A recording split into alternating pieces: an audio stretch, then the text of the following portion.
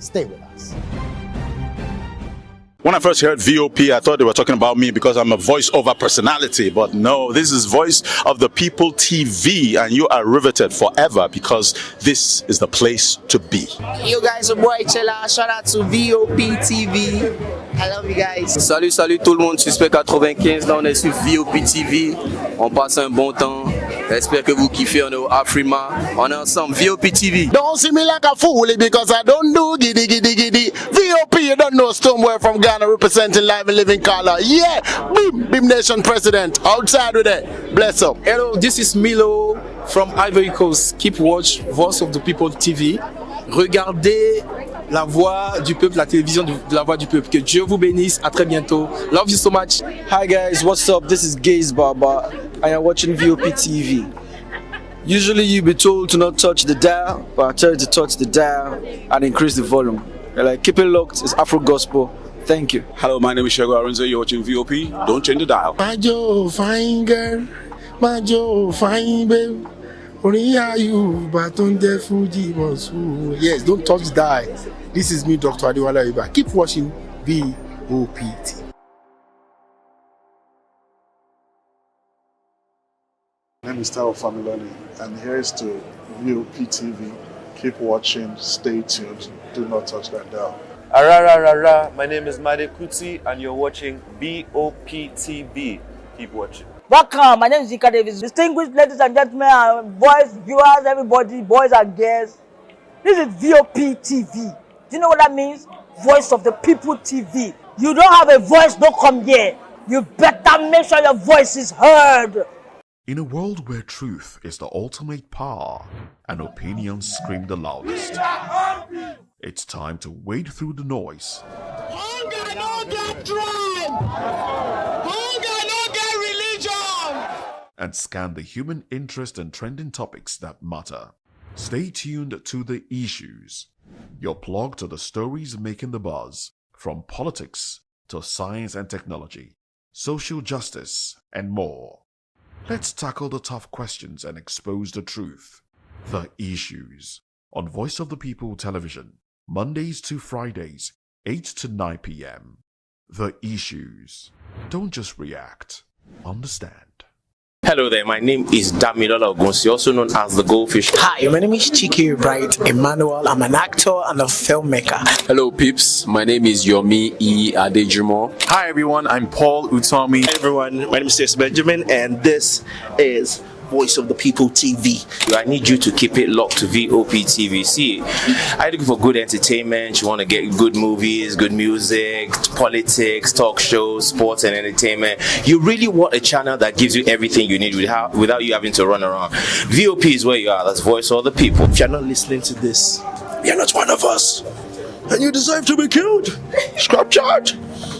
Don't be killed, but watch it. Or I'll find you. And I want you. And you are locked on VOP TV. Don't go nowhere. This is where the juice is. This is where all you need for entertainment, politics, movies, and whatnot. And keep watching VOP TV. So keep.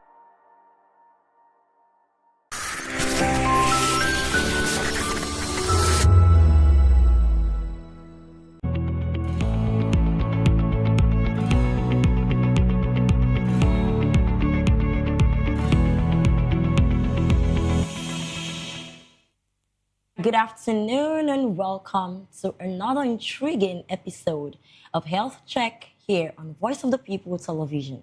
I am your host, Bryce Peters, and it is always a delight to bring you amazing, beautiful conversations centered around your well-being. I mean, your health is our priority here. And yeah, we're here again today to talk about another interesting topic. Well, today's conversation is a very sensitive one, but very, very necessary. You know, over the past few weeks and even over the years, there has been a very, very significant complaint in the health sector. You know, Nigeria has been flooded with heartbreaking stories from hospitals, stories that have reopened a long-standing conversation about patient safety, medical negligence, and the state of our healthcare system. Really, we've heard stories like that of renowned author Chimamanda Ngozi Adichie, whose 21-month-old son reportedly died after the family alleged that he was denied oxygen and excessively sedated in a private hospital, which led to a cardiac arrest in that little boy. That's actually very sad. We also heard of stories like that of Aisha Umar in Kano, whose family says a pair of surgical scissors was left inside her body during an operation, causing months of severe pain before she eventually died. That's not even all. We've heard stories like...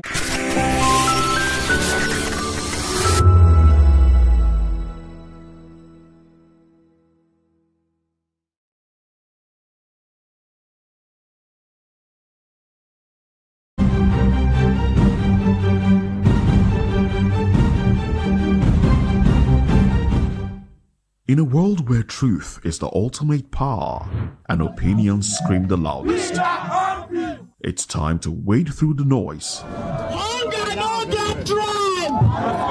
Hunger no get religion! And scan the human interest and trending topics that matter.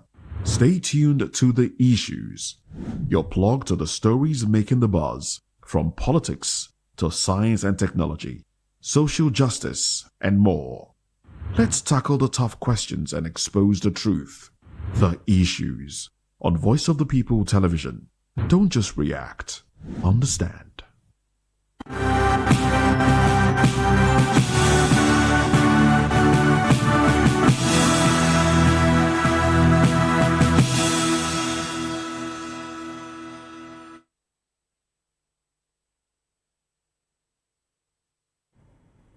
Well, hello and welcome to the African News on Voice of the People Television. I am David Edwin. Before beginning news, we would urge you to kindly visit our website. It is www.vop.ng for fresh and trending news stories. We begin the African news from South Africa, where South African political parties have largely welcomed President Cyril Ramaphosa's decision to deploy soldiers to assist police. The move and call for humanitarian truce. The war, now in its third year, has killed tens of thousands and left millions facing severe food shortages. Meanwhile, Italian Prime Minister, about funding drawn from Italian and multilateral institutions. The program has also expanded from 9 to 14 focused countries. The plan targets key sectors including energy, infrastructure, water, agriculture, education, and healthcare. However, questions remain over transparency and long-term financing as Italy seeks broader European backing.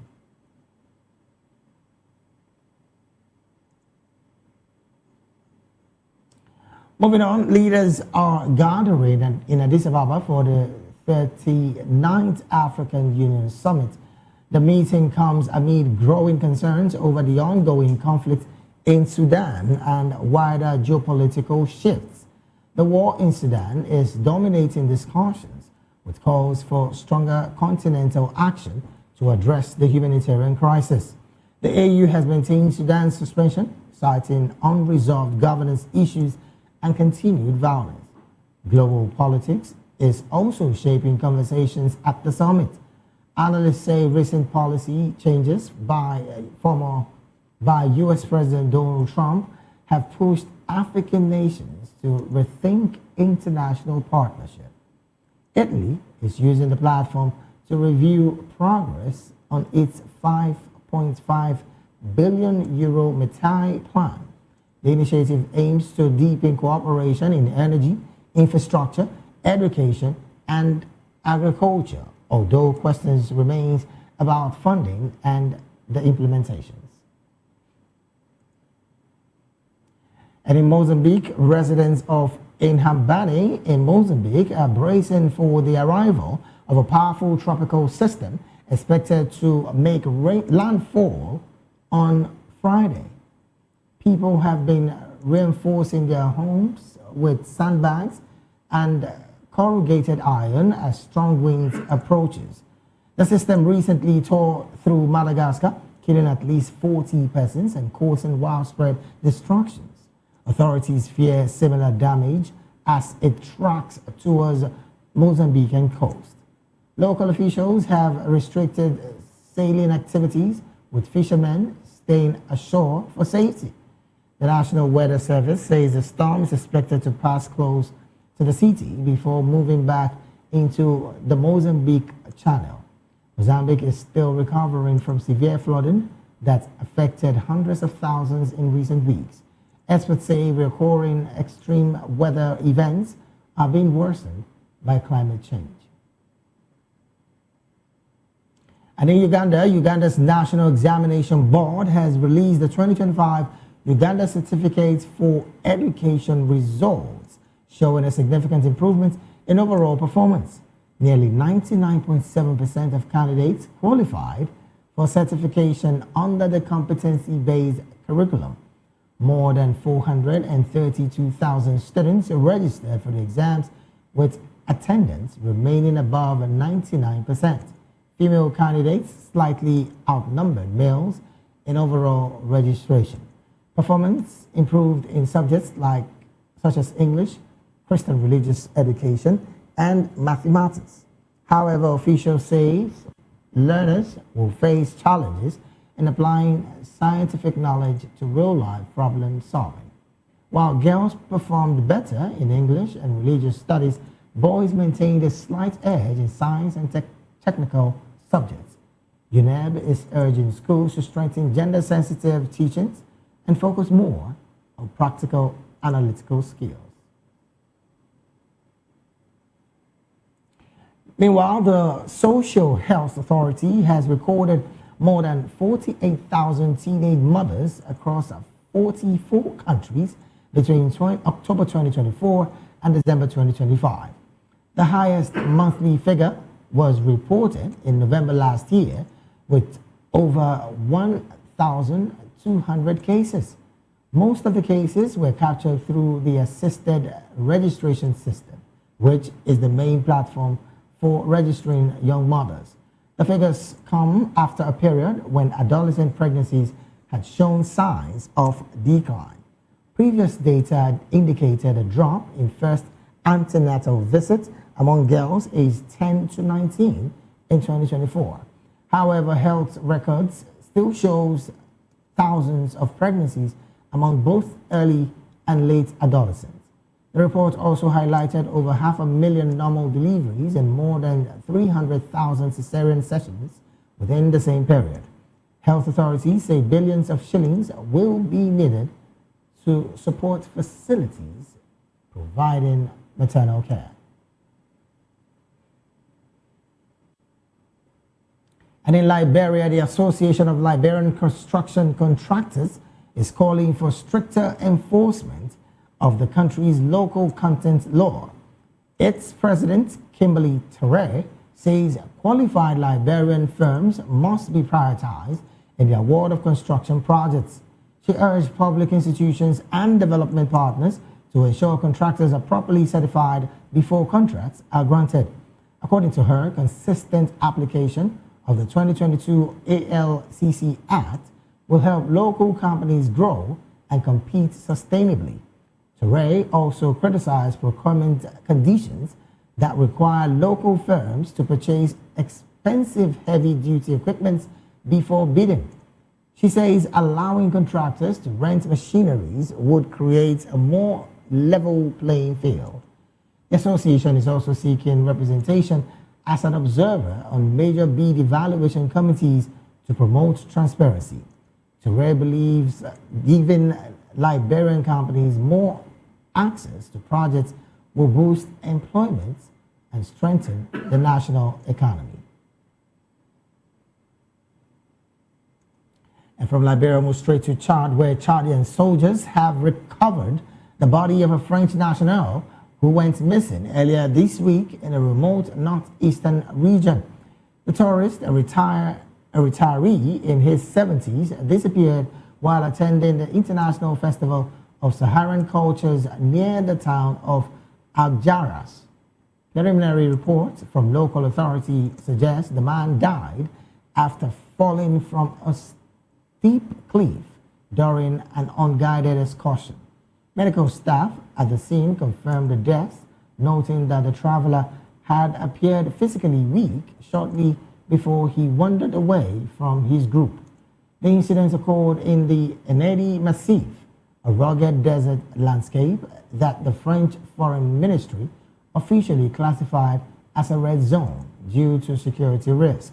While local officials insist the festival area is secured, the vast and isolated terrain makes any unguided travel extremely dangerous. The Chadian army led the search operation after the man and a companion, failed to return from a hike. While the companion was located quickly, the search for the victim continued through Friday morning. His body is currently being transported to the capital, N'Djamena, where further details are expected to be released. You're still watching the African news right here on Voice of the People television. We'll go straight to the analysis segment of the news.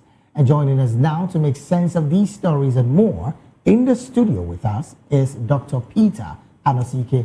Dr. Peter is an economist, an erudite scholar in finance, government, and education, and also a writer right here in Nigeria. Dr. Peter, a very good afternoon to you, and thank you for having me.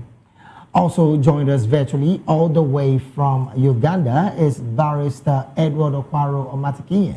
Barrister Edward, a very good afternoon to you, and thank you for joining the conversation this afternoon.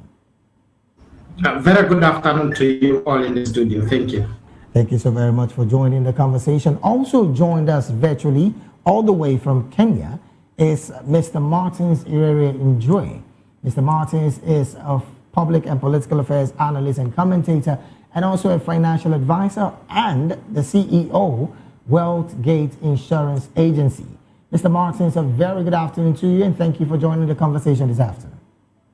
Good afternoon to you, Mr. David, and my colleagues in the studio. Thank you so very much. Well, also joining us all the way from Liberia, virtually as well, is Hansen G. Blayan. Mr. Hansen is a media and communication professional and also a media consultant. Well, I understand that Mr. Hansen has not joined the conversation yet, but we expect him to join the conversation as we progress. Well, let me start off from the studio here. Well, Doctor, interestingly, I'd wished at this point that someone from Liberia would also chime in on this, but it's a beautiful thing that we are all here, of course, to talk about the progress of Africa as a whole. The situation coming from Liberia, clearly from the Association of Liberian Construction Contractors, is on the part that a lot of persons who want to say the good faith of having to make businesses and, of course, companies in Liberia gain more. The call for stricter enforcement of the country's local content law is at the front burner.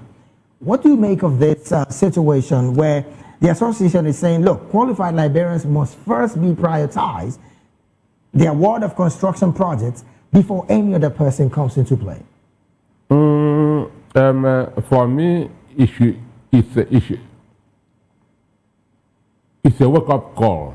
Understand? Okay. It's a wake-up call, and excuse me. And I know that around 2010, Nigeria came up with a cabotage law. Yes. Cabotage law for indigenous ship owners. Because Nigerian government, Nigerian businessmen, we are preferring foreigners. Understand me? And so foreigners, we are the ones being given jobs in Nigeria. So indigenous ship owners have to come together and force government to to sign the cabotage law. But signing is one, implementation is two. It's another. I want to tell you that up to today, 15 years afterwards, that law is not being implemented. What do you make of the reason why that law is not being implemented? Because again, some say in Liberia presently, the local content law is being undermined by corruption and favoritism. Is that what is coming into play here, or something else? I'm sure in they will give you instances like these people have better equipment. Right. Understand? Yes. They have expertise. Understand me? Mm-hmm. They are experts. They have done it for over 100 years. Understand? But Rome was not built in a day. Right.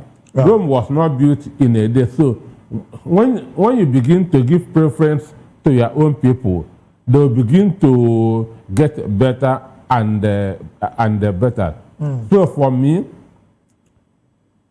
that's what they do now. But what will remain now is implementation. Anywhere in the world is country first.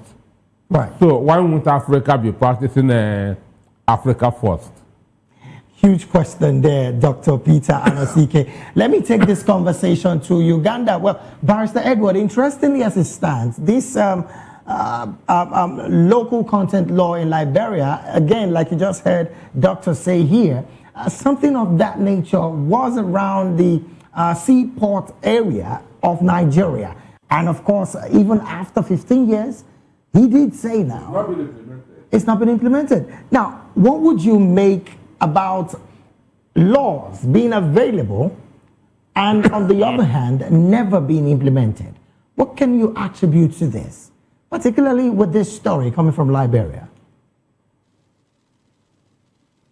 Thank you, David. In fact, my colleague at the studio has said it well.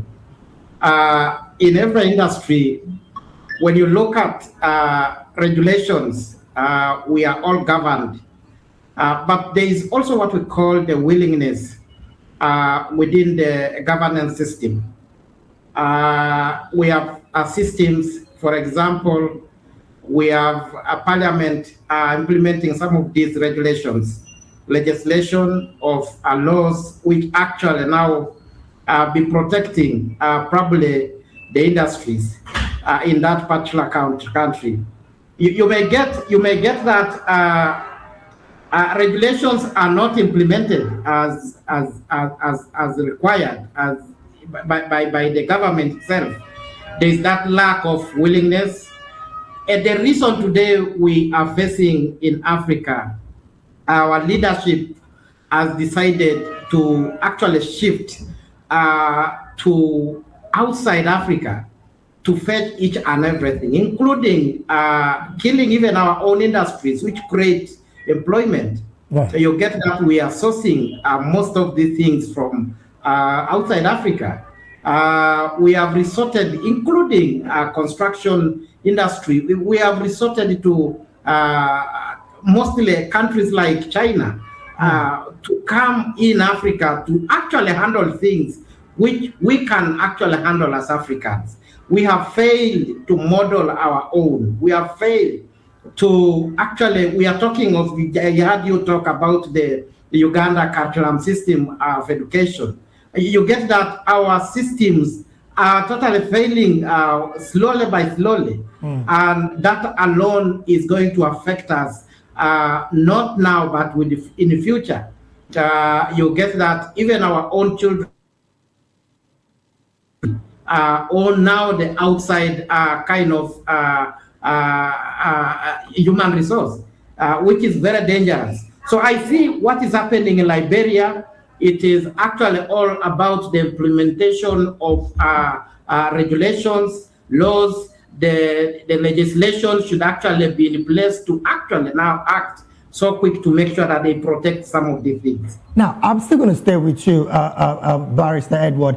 The minister did say in that statement that the procurement conditions that require local firms to purchase expensive heavy-duty equipment before bidding is one condition. I mean, why should contractors in Liberia go as far as carefully doing what I call going to get a heavy duty, expensive equipment before bidding? What happens to small businesses in Liberia? Isn't that a total kill of that particular business and that industry?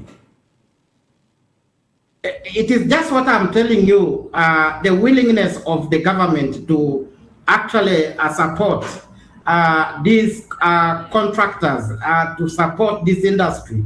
So you get there's no will from a part of the government. And now you are left in a place whereby you are even actually, there's no regulation which supports you to actually now even get these small kind of jobs. So Liberia, they need to look at how these laws are supposed to be enforced. Liberia should look at how to enforce most of these the weaknesses should be discovered early, so that the parliament, the legislation should actually address it as early as possible. So I think that it's actually going against the human resource within that particular country. To Kenya, where Mr. Martins is also standing by. Now, Mr. Martins, you're a financial advisor, and this situation of this law, it's not about the first time it's happening. I mean, in 2006 to 2017, in the era of the former president, Madam Elif Johnson Sirleaf, there was a focus on attraction for foreign investments post-war reconstruction, which is what they called it at the time. But the difference at the time was that foreign firms dominated contracts with limited local participation.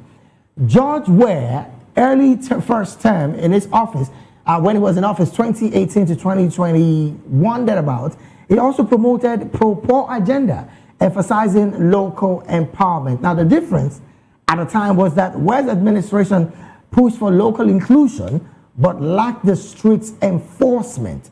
This is a conversation that is so very serious for Africans to look at. The part of the law being there is on one part. The part of enforcement is on another. What would you attribute to non-enforcement of this law? Thank you, Mr. David. One thing we have to understand that construction law is governed by the Act of Parliament, and I think this happens across the countries in Africa. And the Acts of Parliament on construction policy is very, very critical, whereby there is what we call formulation of policies, and the same is implementation of the policies as well. Secondly, the institution that is governing the construction should scrutinize the contractors that have been given job. Are they capable? Are they accountable?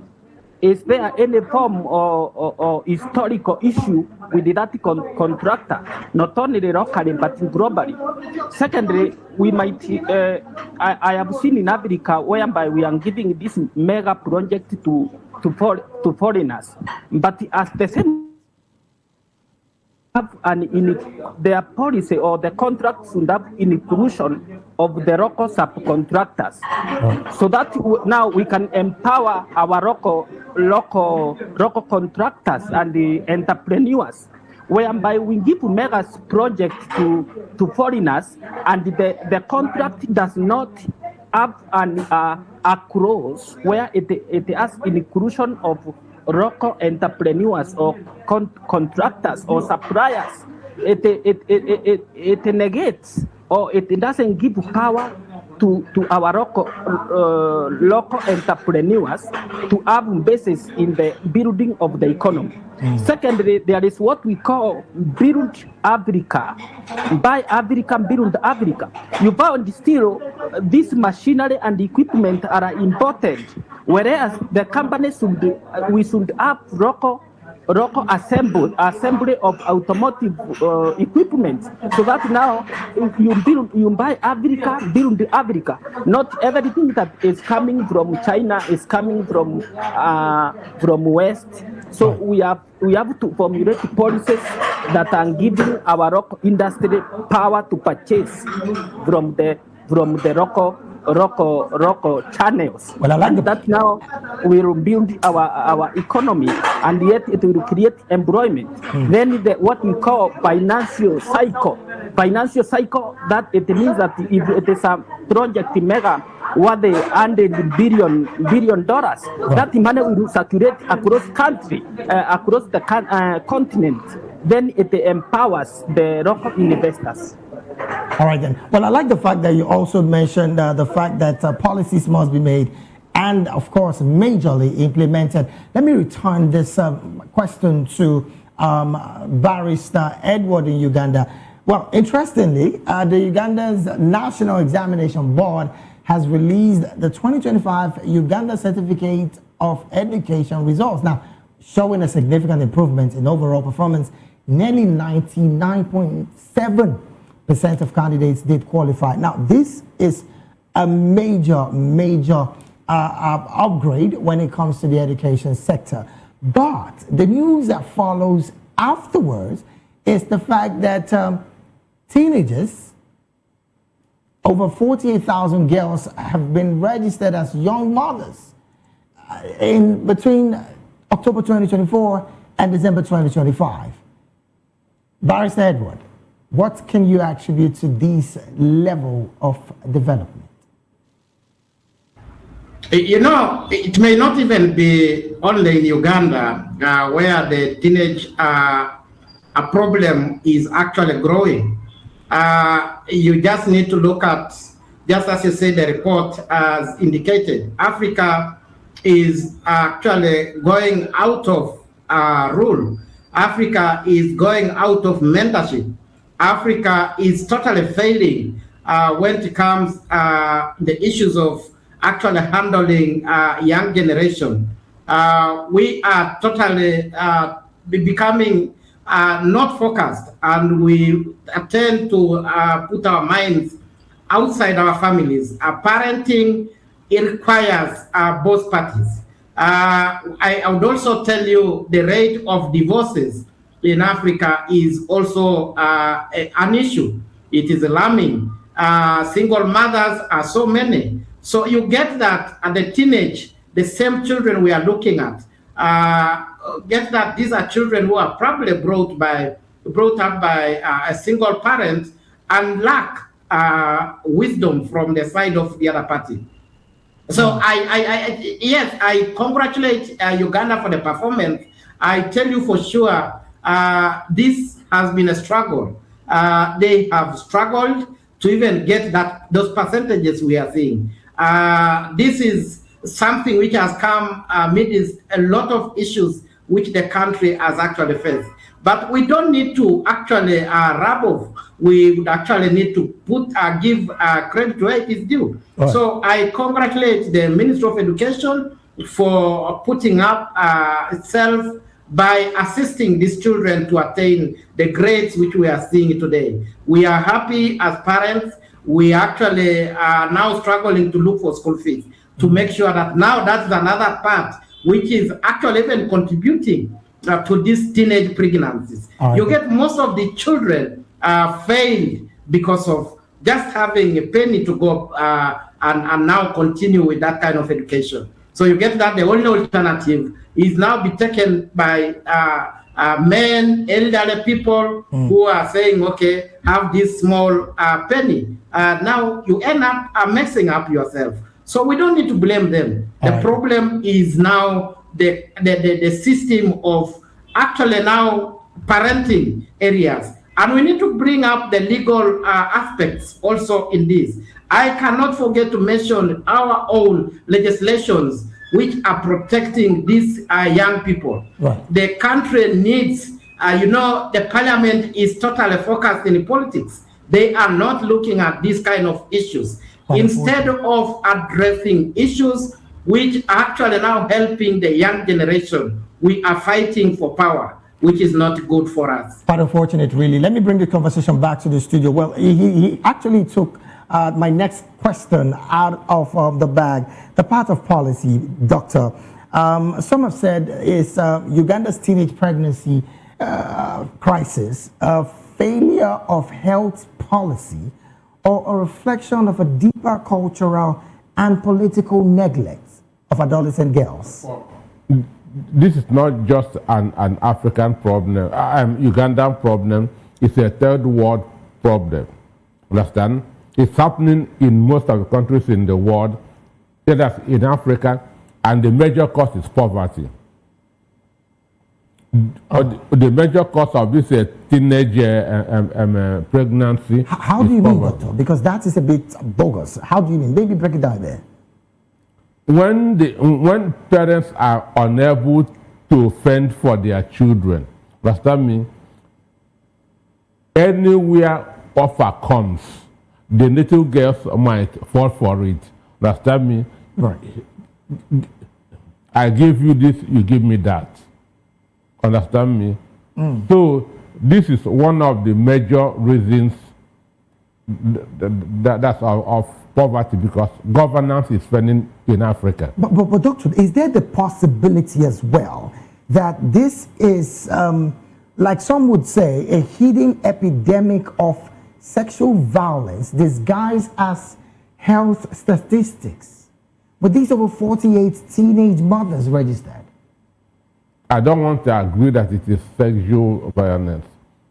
The major cause of this is that's inability of parents to fend for their children, and some irresponsible males are taking advantage. Understand? Are taking advantage. For me, that is one of the reasons. Then our leaders are also involved in this. Remember, a governor in one of the states in Nigeria married a 13-year-old girl. Understand me? Right. A state governor in Nigeria married a 13-year-old girl, and the parents of the girl allowed it. It cannot happen abroad. If it's abroad, he will be accused of child abuse. But here, everything, he threw a party, people came, eat, dance and drink. Understand me? For a 13-year-old girl who is not even up to the age of making her own decision. And this is a governor of a state. So this shows you that there's a moral decadence in Africa. Well, again, that exactly sums it up. The moral decadence is what I was going to ask you, but good part, you have spoken very, very well on this particular situation. But let me bring it to another conversation before I go to Kenya. African leaders are meeting in Ethiopia. Of course, there are several high-stake conversations that is expected of that gathering, and one of such is the fact that several questions are being raised amid concerns of the conflicts, ongoing conflicts in Sudan. As it stands, Sudan most likely would get to have their suspension lifted in that particular Congress. Doctor, you think at this point it is worthy that Sudan, as led by President Al-Bashir, Bohan, I beg your pardon, it's ready for the lift of ban from African Union? Well, for me, I strongly believe, as I keep on saying, Africa should solve their own problems. They shouldn't be waiting for the Western world to be solving their own problems. And you can only do this when you put the interest of the continent first. Yes. When you put the interest of your country first, instead of your own interest. Understand? Africans are brothers, understand me? We are from the same descendant, the dark-skinned people, before the spread. And mind you, if you know the history of Sudan, people, where Africa supposed to have started.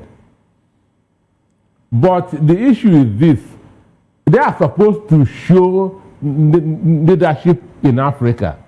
Understand? Right. Just like what I told Jeremy Johnson in Nigeria, the former Liberian general. I told him, look, Liberia is disappointing. You are the only country that was not colonized in Africa. Understand me? Liberia and Ethiopia. You are not showing any leadership in Africa. Understand? I told him you are not showing any leadership in Africa.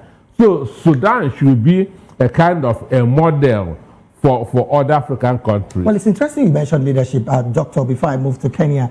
The fight in Sudan, clearly the Sudanese government has said, look, there is foreign interference in all of this, which again, some would say is a legitimate excuse. But opposition have said that, look, this is clearly a failure in governance and human rights. That is what we're seeing in Sudan. And the government saying there is international interference. You think that is a legitimate reason to wanting to move this ban, to lift this ban from Sudan?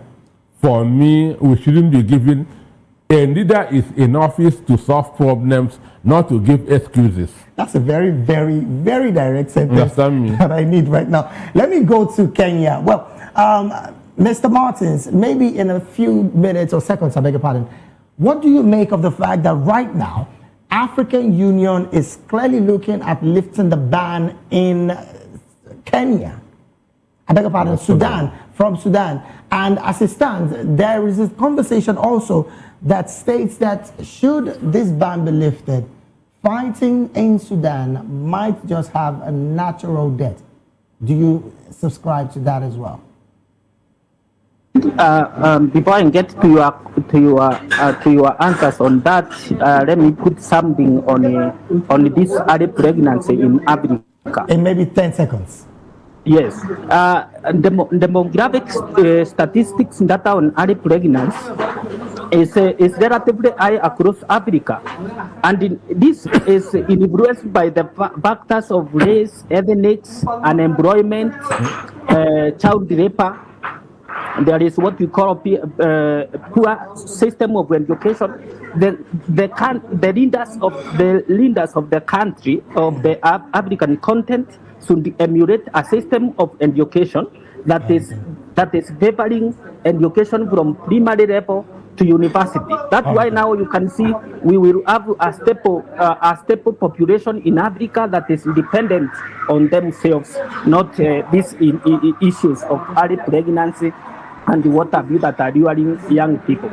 Second, to return to Southern Sudan, as we have said, there is foreign interference. There is political interference from allies from Africa countries. We have seen this in the development cases whereby we have seen leaders in Africa associating themselves to war that is happening in Sudan. Secondly, this issue has taken more time to be resolved. I think Africa Union should restructure itself, because they are not serving the interest of Africa. I think they are serving the interest of international community.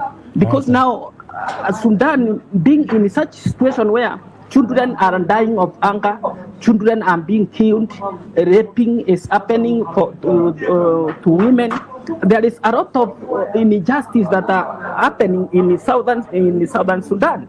So I'm appealing to African leaders to ensure this thing is fought tooth and nail, to bring sanity to the country of Sudan, and that they can carry on with their economic values. They add the value to the Africa chain.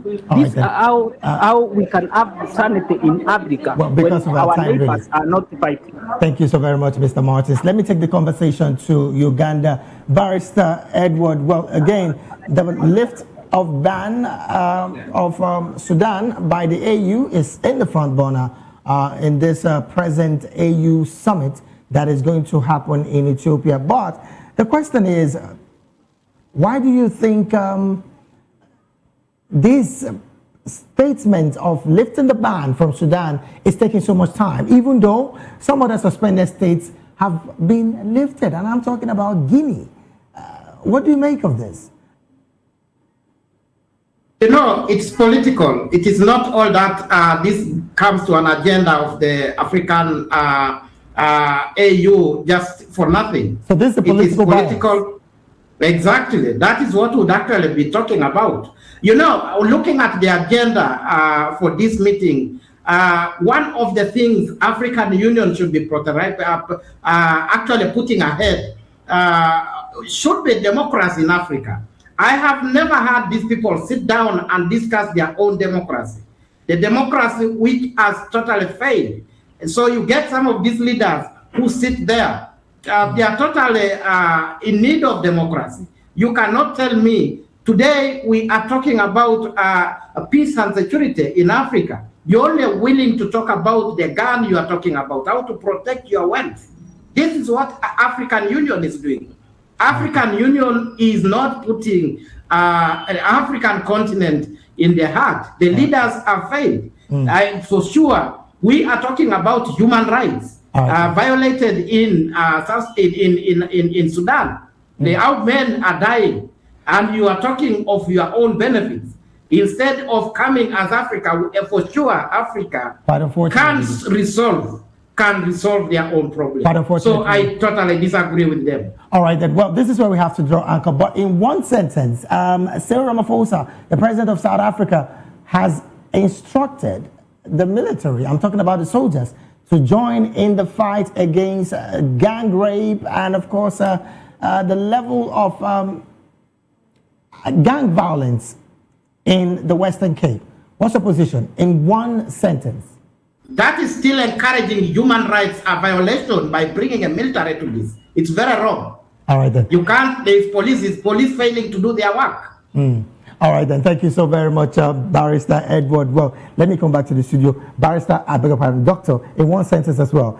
South Africa president, look, saying the army join this conversation. This is what we want. We want to secure South Africa. Police has its own responsibility, and the army has its own responsibility. Yes. But anytime that the police is overwhelmed, army is always called to come and help out. So you think this might I feel that could be what Ramaphosa did. All right, then. Well, Mr. Martins, your take in one sentence. What do you think about the same conversation?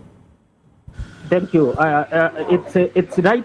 It's very right for every president to protect their country from external threats and the internal threats. So deploying of police is very vital to counterattack any threats to the economy and to the well-being of the citizens. All right, then. Thank you so very much, Mr. Martins, a very enjoyed financial advisor, public and political affairs analyst, and also all the way from Kenya. I want to say thank you for joining the conversation, Mr. Martins. Thank you so much, Mr. Also, Barrister Edward, thank you so very much for joining the conversation this beautiful afternoon. We know Barrister Edward is a human rights activist and also a business associate plus a legal practitioner in Uganda. Thank you so very much for joining the conversation. Thank you, thank you, thank you. Also, thank you so very much, Dr. Peter Anosike, erudite scholar, and also a major writer in Nigeria, public and political affairs analyst as well. Thank you so very much. We'll take a very short break right now. When we return, we're talking business and sports on the remaining part of the news. Please stay with us.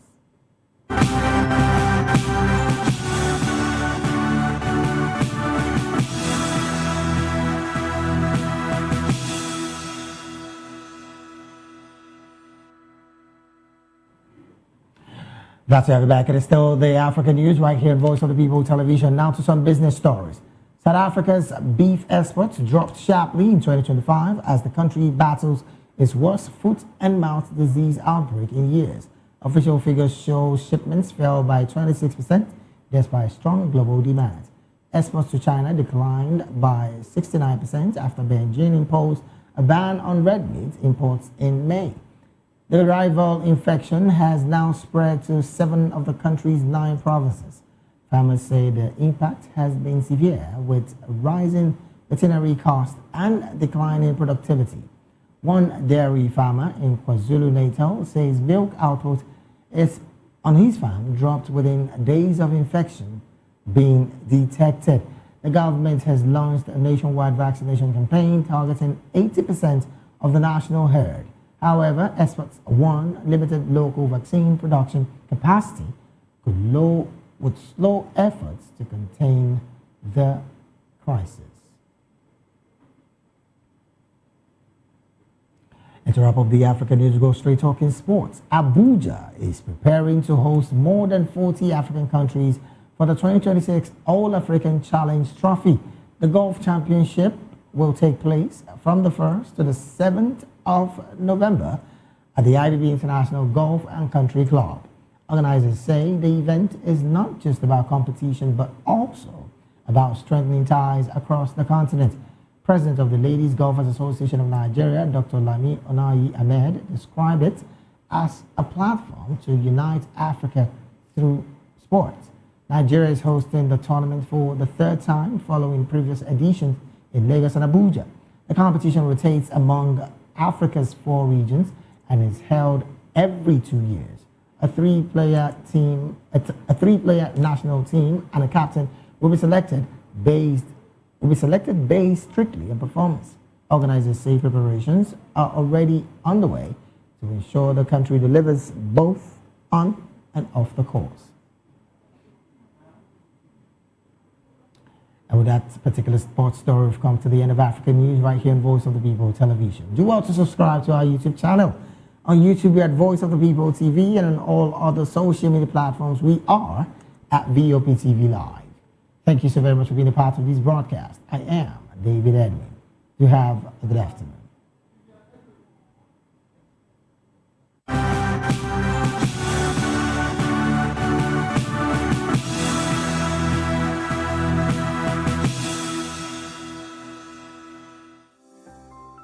VOP TV. Now, you have more than a voice. To know the happenings in the maritime sector, join us on the program Maritime Frontiers on VOP TV as we discuss key areas in the maritime sector from aquaculture, maritime transportation, maritime labor regulation, oil and gas exploration, ferry and passenger insurance, marine pollution and prevention, port operations, and lots more. Maritime Frontiers, exploring Nigeria's blue economy. We encourage you to click on the like button and subscribe to our YouTube channel. We are Voice of the People TV. Also follow us on all our social media platforms. We are at VOP TV Live. Visit our website www.vop.ng for fresh and trending news. Also watch us live on SLTV channel 264. VOP TV, Voice of the People Television. Join us as we drive into the world of politics through insightful interviews with prominent political figures, both serving and former governors, ministers, senators, legislators, party chieftains, activists, and analysts. Get first-hand information into the decision-making processes that affect our daily lives. Highly engaging 1-hour program that brings political discourse into focus. I am Chukwuma Okoro. Political Lens, Monday through Friday, 6 to 7 p.m. Join us. In a world where power shapes meets every headline. In a nation full of questions. In a world filled with noise, the truth needs a voice. The policies that shapes our world and the economy that determines our future. Every hour, every day, the grapevine keeps buzzing. And together, we are committed to telling the stories that shape our world because your voice is our focus. Don't forget, our voice matters the most. Let us come together and share our concerns.